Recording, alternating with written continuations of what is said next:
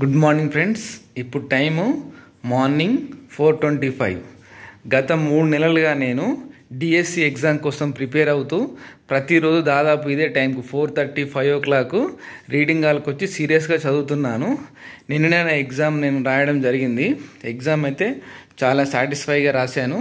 I hope for the best. ఇది నేను చదువుకునే రీడింగ్ హాల్, దీని పేరు విక్టరీ. ఈ రీడింగ్ హాల్లో చదువుకున్న చాలామంది స్టూడెంట్స్ కూడా లాస్ట్ టైం గురుకులలో కానీ బ్యాంకింగ్లో కానీ కానిస్టేబుల్ ఎస్ఐలో కానీ చాలామంది సెలెక్ట్ కావడం జరిగింది. సో నేను 2 years నుంచి ఇదే రీడింగ్ హాల్లో చదువుతున్నాను. రీడింగ్ హాల్ అంటే ఏం లేదండి, ఇది ఒక ప్రైవేట్ లైబ్రరీ లాంటిది. ఇక్కడ ప్రతి ఒక్క క్యాండిడేట్కు ఒక సపరేట్ డెస్క్ ఉంటుంది, ఛార్జింగ్ ప్లగ్ ఉంటుంది, వాటర్ ప్రొవైడ్ చేస్తారు, 2-3 రకాల న్యూస్ పేపర్లు ప్రొవైడ్ చేస్తారు. ఇక్కడ ఇంకా ఎవరు రాలేదు ఈరోజు ఇంకా, ఎందుకంటే ఎగ్జామ్స్ అయిపోయినాయి కాబట్టి అంత ఖాళీగా ఉంది. మామూలుగా అయితే చాలా బిజీగా ఉంటుంది.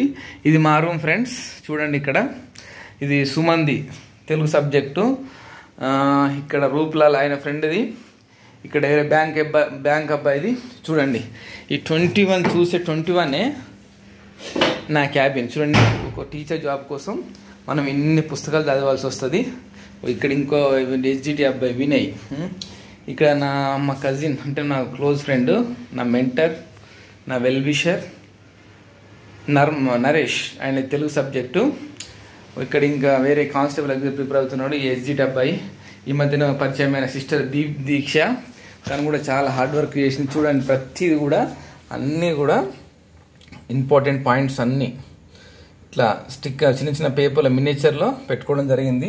తెలంగాణ కానీ ఇక్కడ అన్ని ఆమె సొంత హ్యాండ్ రైటింగ్స్, సొంత నోట్స్ తయారు చేసుకుంది. ఇక్కడ ఉన్న చార్ట్స్ కూడా, గోడకున్న చార్ట్స్ అన్నీ కూడా దీక్ష అని సిస్టర్ది, ఆదిలాబాదు.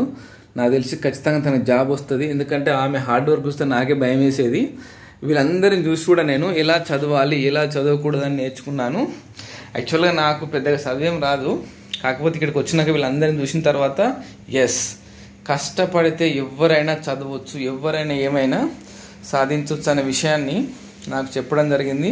మరి ముఖ్యంగా మా తమ్ముడు నరేష్, తను చాలా హార్డ్ వర్క్ చేస్తాను. ఇప్పుడు లేడు కానీ తన క్యాబిన్ చూపిస్తున్నా.